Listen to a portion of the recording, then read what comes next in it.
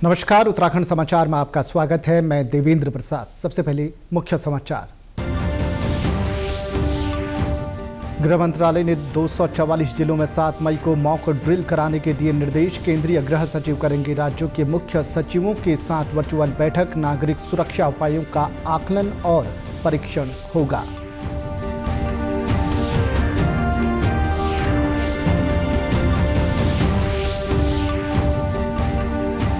दक्षिण पूर्व एशिया और भारत का एकमात्र आइस रिंक लगभग 6 करोड़ की लागत से फिर से हुआ शुरू। मुख्यमंत्री धामी और खेल मंत्री रेखा आर्य ने किया लोकार्पण।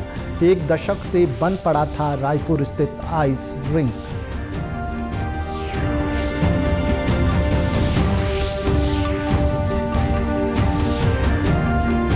और मौसम विभाग का उत्तरकाशी जिले में भारी बारिश का रेड अलर्ट। आपदा प्रबंधन सचिव ने दिए आवश्यक तैयारियां करने के निर्देश। भूस्खलन संभावित क्षेत्रों में तैनात की जाएगी जेसीबी। अब समाचार विस्तार से। गृह मंत्रालय ने राज्यों और केंद्र शासित प्रदेशों से सुरक्षा तैयारियों के मूल्यांकन के लिए 7 मई को मॉक ड्रिल कराने को कहा है। देश के 244 वर्गीकृत जिलों में ग्राम स्तर तक ये सुरक्षा अभ्यास कराने का फैसला लिया गया है। केंद्रीय गृह सचिव गोविंद मोहन आज राज्यों के मुख्य सचिवों के साथ इस बारे में वीडियो कॉन्फ्रेंसिंग के माध्यम से बैठक करेंगे। सुरक्षा अभ्यास का मुख्य उद्देश्य विभिन्न नागरिक सुरक्षा उपायों की संचालनगत प्रभावकारिता और समन्वय क्षमता का आकलन और परीक्षण करना है। पहलगाम हमले के बाद से ही काफ़ी तनाव है। भारत ने पाकिस्तान के खिलाफ कई एक्शन लिए हैं। वहीं भारत के कड़े एक्शन से पाकिस्तान बिलबिला उठा है। इस बीच गृह मंत्रालय ने सभी राज्यों को मॉक ड्रिल के लिए एक अहम निर्देश दिया है। मौसम विज्ञान केंद्र ने उत्तरकाशी जनपद के लिए 7 और 8 मई को भारी से बहुत भारी वर्षा, बर्फबारी, आकाशीय और बिजली चमकने, ओलावृष्टि के रेड अलर्ट जारी किया है।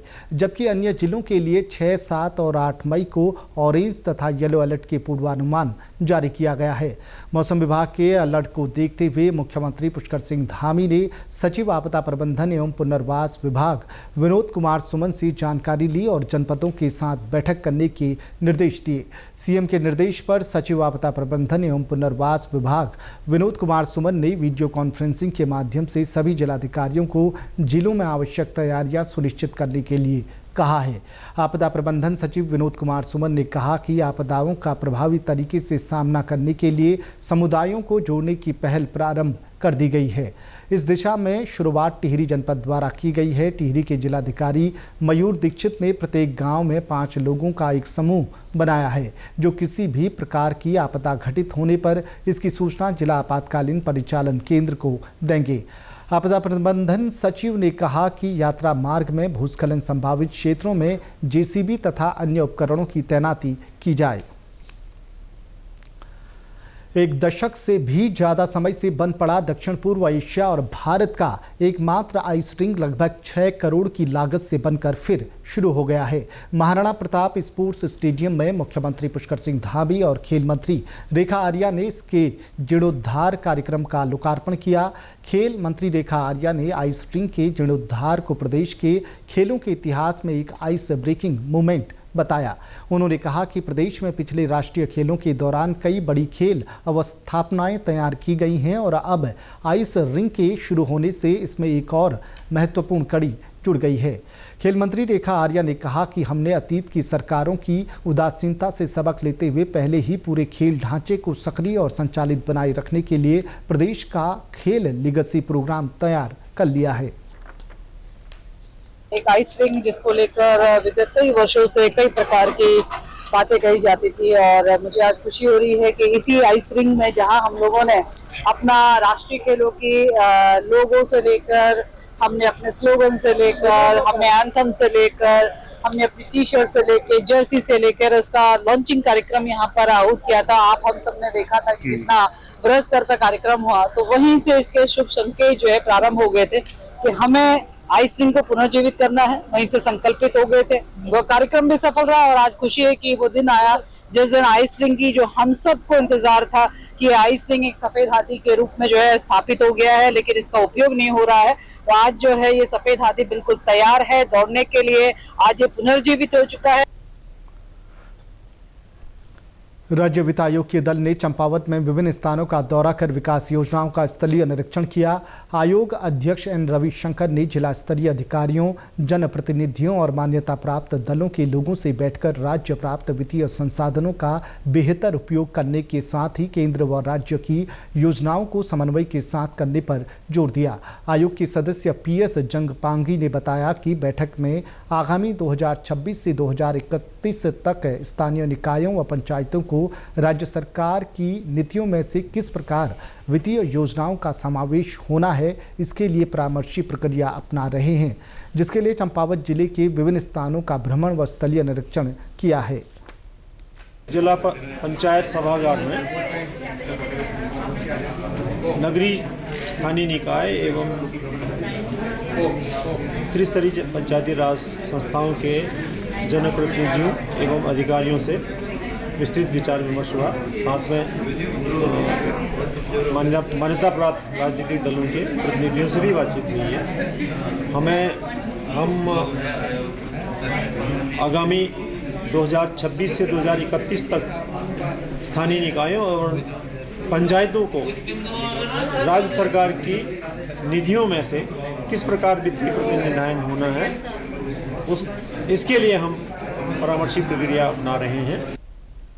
प्रतिनिधियों ने बताया कि मैदानों की तुलना में पर्वतीय क्षेत्रों में विकास कार्य अधिक जटिल, खर्चीले और समय साध्य होते हैं, लेकिन राज्य वित्त आयोग द्वारा आवंटित बजट सीमित है। इसके साथ ही पर्वतीय जनपदों के नगरीय क्षेत्रों में आबादी और विकास कार्यों के कारण अतिरिक्त दबाव उत्पन्न हो रहा है। ऐसे में इन इलाकों में विकास कार्यों के लिए अतिरिक्त धन की आवश्यकता है, ताकि नागरिकों को बेहतर बुनियादी सुविधाएं मिल सके और शहरों की बढ़ती जरूरतों को पूरा किया जा सके। जो राज्य वित्त आयोग की किस्त आती है 2011 की गणना के अनुसार आती है, और जिससे कि हमारे कर्मचारियों का जो पेंशन है और सैलरी है के साथ साथ जो रिटायरमेंट होते हैं उनके देयकों को पूरा नहीं हो पाता है, और विकास कार्य के लिए एक भी पैसा नहीं बच पाता है, और नगर की जनता का काफ़ी दबाव होता है जनप्रतिनिधियों पर कि हर कार्य करने होते हैं। और सरकार द्वारा समय समय पर विभिन्न योजनाओं का कार्यकलाप के लिए नगर पालिका के ऊपर दबाव बनाया जाता है, और जिसमें नगर पालिका भी काफ़ी बधी रहती है, क्योंकि वित्त की स्थिति काफ़ी दयनीय रहती है। और हम लोगों ने समस्त जितने भी जनप्रतिनिधि हैं सभी लोगों ने यही मुद्दा उठाया कि हमारे विकास कार्य के लिए अलग से मत बना दिया जाए, और जो कर्मचारियों की सैलरी, पेंशन और रिटायरमेंट होते हैं उनके लिए अलग से मत दे दिया जाए।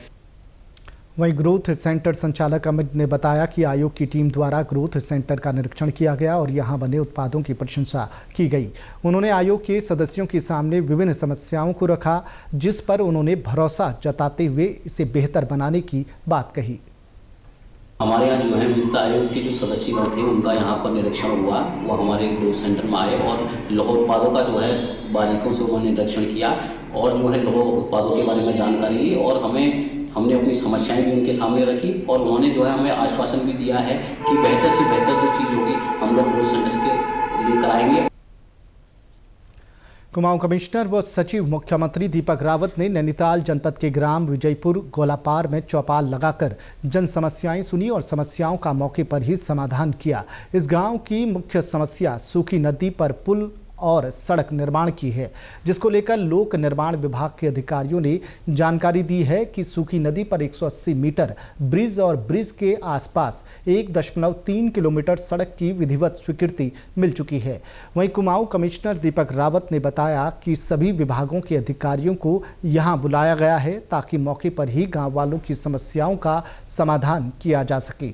साथ ही विभागों को साफ निर्देश दिए गए हैं कि जल्द ही सभी शिकायतों को समय से दूर किया जा सके।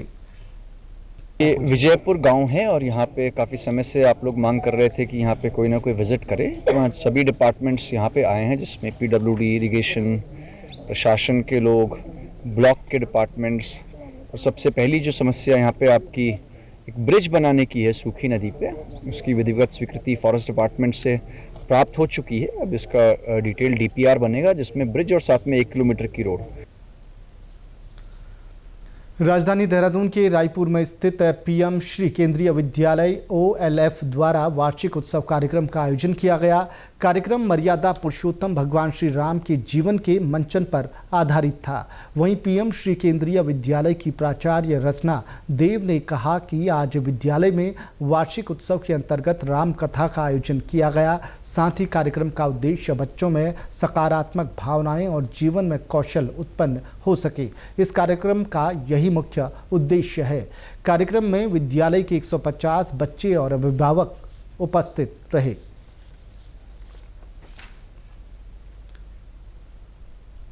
इसी के साथ अभी तक के समाचार समाप्त हुए। दूरदर्शन समाचारों से जुड़े रहें। मिलते हैं फिर शाम 5 बजे के बुलेटिन में। नमस्कार।